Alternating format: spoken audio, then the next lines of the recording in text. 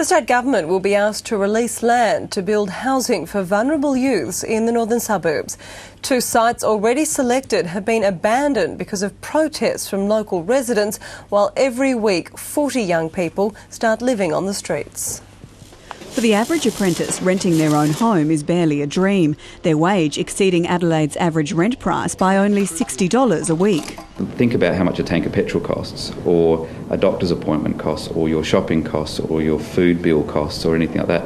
The alternative, young people employed or in training, but still ending up on the streets. Part of what we're trying to do is ensure that young people don't separate from education or employment as a result of their housing status. The Service to Youth Council wants to build 12 units for vulnerable youth in the northern suburbs, but at both sites selected, protests from nearby householders succeeded in having the plan scrapped.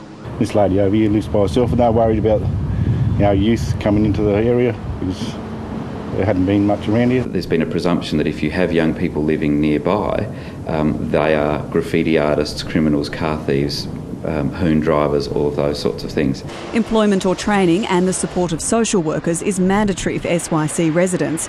Far from a social experiment, it's a tested formula. Colin Mannix went from a brutal home to a supported housing project more than 40 years ago. I went on to do lots of part-time study and was very successful in my employment.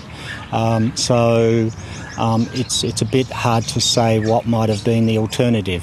A spokesman for Playford Council says it's still committed to the project. It's understood the government could now be asked to release land already approved for multi-unit development, so the views of residents won't need to be sought. Fiona Clark, 10 News.